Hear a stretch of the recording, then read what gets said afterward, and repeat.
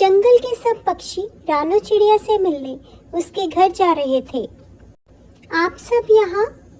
रानू बहन, जंगल में बहुत बड़ी मुसीबत आने वाली है।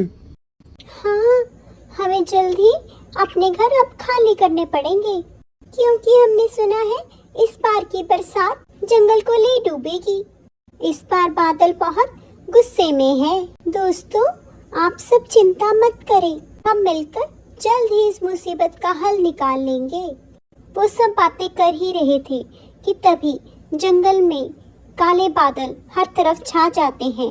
समुद्र से पानी पीकर बादल जंगल की ओर आ रहे थे। वहीं दूसरी दिशा में भी बादल पानी पीकर जंगल की तरफ आ रहे थे।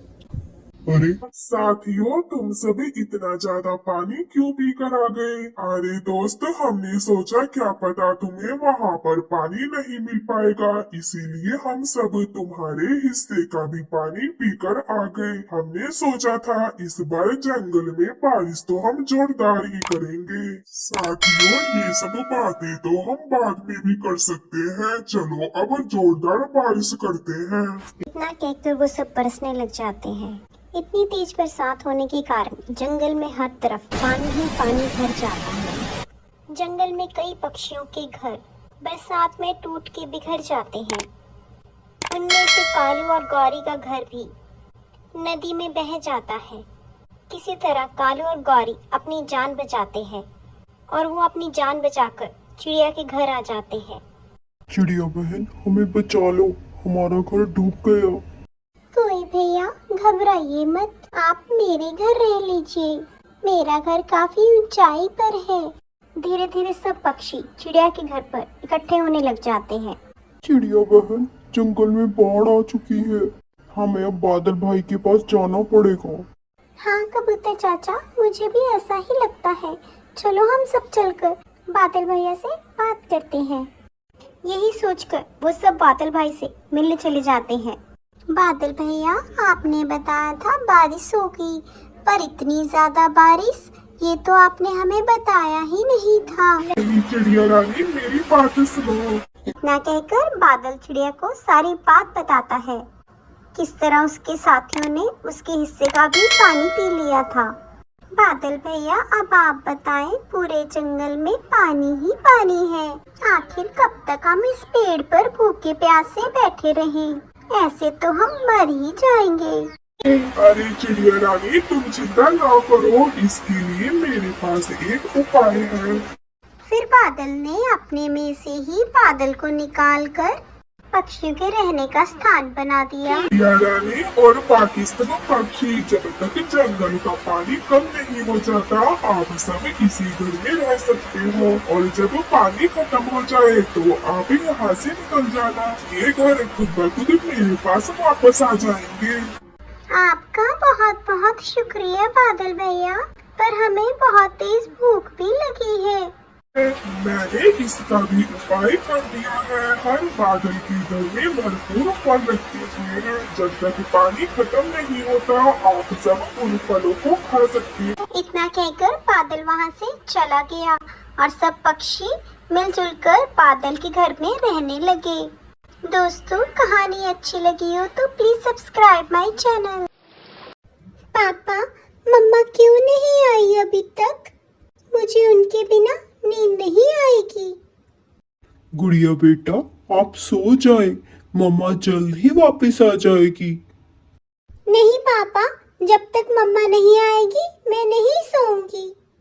मम्मा मुझे बड़े प्यार से लोरी गाकर सुलाती है। गुड़िया, रानू की बेटी, जो अपने माँ के लिए तरस रही थी, उसे क्या पता उसकी माँ को चील ने उठा लिया। रानू का पति टुन्नू ये सब जानता था, पर अपनी बेटी को वह सच नहीं बताना चाहता था। गुड़िया अपनी माँ की राह देखते देखते सो गई। गुड़िया बेटा, मैं आपको क्या बताऊं, अब आपकी माँ कभी नहीं हमारे पास लौटेगी। अब तक तो उस चील ने रानू को मारकर खा भी लिया होगा। रानू का पति टुन्नू सारी रात जागकर अपनी बेटी के बारे में सोचता रहा। जैसे ही सुबह होती है, गुड़िया एक बार फिर अपनी माँ के बारे में पूछती है। पापा, मम्मा अभी तक नहीं आई। मुझे रात को कब नींद आ गई मुझे पता ही नहीं चला। गुड़िया बेटा, तुम अपनी माँ के बारे में इतना क्यों सोचती हो? क्योंकि पापा मेरी मम्मा मुझसे बहुत प्यार करती है और मैं अपनी मम्मा से। तो क्या मैं प्यार नहीं करता गुड़िया आपसे? आप मेरा यहीं पे इंतजार करना, मैं आपके लिए मीठा मीठा दाना लेकर आता हूँ। इतना कहकर टुन्नू वहां से अपनी गुड़िया के लिए दाना लेने चला जाता है। जैसे वो नदी के पास पहुंचता है उसे वहां पर तोता और कबूतर मिलते हैं। टुन्नू भाई, रानू के बारे में सुनकर बहुत बुरा लगा। उस जालिम चील ने रानू को मार डाला। अब गुड़िया का क्या होगा? यही सोचकर मैं परेशान हूँ तोते भाई। गुड़िया ने तो कल से रानू का नाम ले लेकर मेरे कान ही पका दिए। अगर आपको बुरा न लगे तो आपको एक बात बताना चाहता हूँ मैं। हाँ हाँ, बोलो तोते भाई, क्या बात बतानी है आपको मुझे? क्या आपके पास कोई रास्ता है जिससे मैं अपनी बेटी को माँ का प्यार दे पाऊँ? मेरी नजर में एक चिड़िया है जिससे शादी कर आप गुड़िया को उसकी माँ लौटा सकते हैं। सच में तोते भाई, क्या ऐसा हो सकता है? बिल्कुल हो सकता है। इससे आपको पत्नी का प्यार और गुड़िया को उसकी माँ मिल जाएगी। पर इस चिड़िया की भी एक बेटी है। आपको इस चिड़िया की बेटी को अपनाना पड़ेगा। अगर वो मेरी गुड़िया के लिए एक अच्छी माँ बन सकती है तो मैं उसकी बेटी के लिए अच्छा पापा भी बनूंगा। आप चिंता मत करें, आप जल्द ही उस चिड़िया से मुझे मिलवा दे।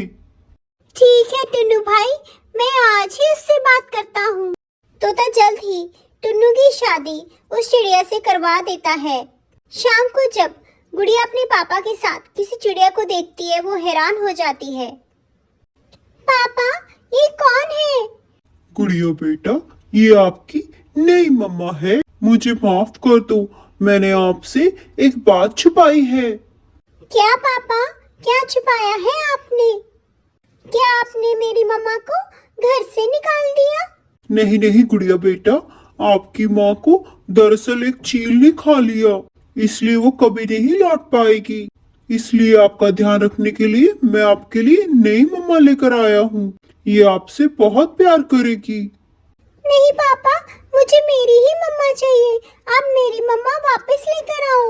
मैं इस आंटी को मम्मा नहीं मानूंगी। चुप कर बदतमीज, जब से आई हूँ बोलती जा रही है। मैं ही तुम्हारी माँ हूँ आज से।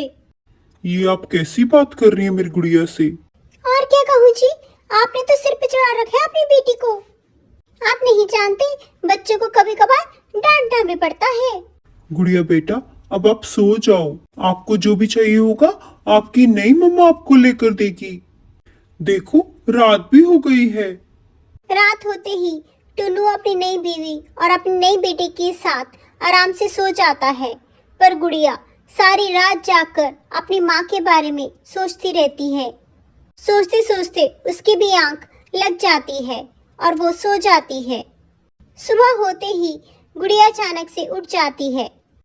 अपनी नई मम्मा और नई बहन को सोता देख वो डर जाती है। उन दोनों को देखकर गुड़िया का गला सूखने लगता है। वो बड़ी हिम्मत कर अपनी नई मम्मी को आवाज लगाती है। आंटी, आंटी, मुझे प्यास लगी है। अरे कलमुही, तुम्हें पता नहीं लग रहा मैं और मेरी बेटी सो रहे हैं?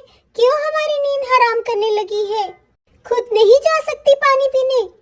पर आंटी, मैं तो बहुत छोटी हूँ, मुझे उड़ना भी नहीं आता।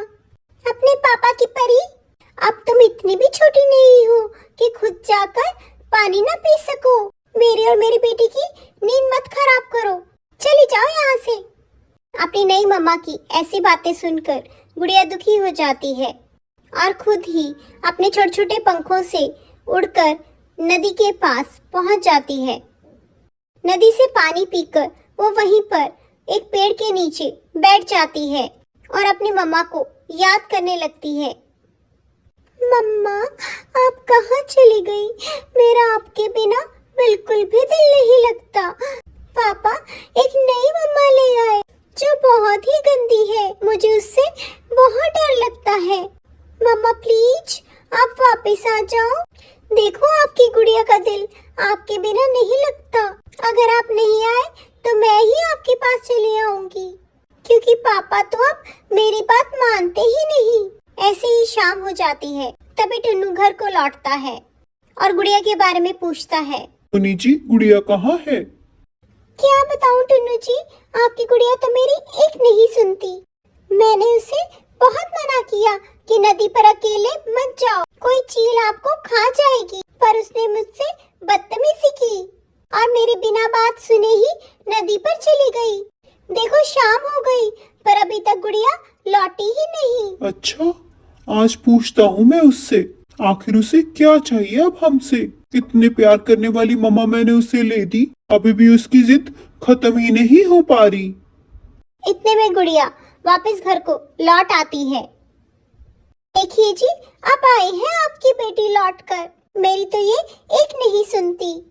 गुड़िया बेटा, आप कहाँ चले गए थे? आपकी नई मम्मा ने आपको मना किया था ना, फिर आप अकेले क्यों गए? अगर आपने आगे से ऐसा किया तो मैं आपको घर से निकाल दूंगा। अपने पापा की बात सुनकर गुड़िया निराश हो जाती है। उसके पापा एक ही दिन में कितने बदल चुके थे। अब उन्हें अपनी बेटी पर नहीं, अपनी नई पत्नी पर विश्वास था।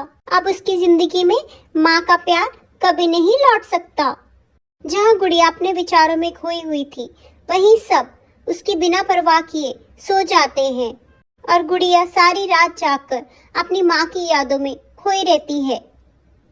हे भगवान, जैसा तुमने मेरे साथ किया वैसा किसी के साथ मत करना। किसी बच्चे से उसकी माँ मत छीनना। गुड़िया मन ही मन ये सोचने लग जाती है। दोस्तों, माँ का प्यार बहुत नसीब से मिलता है।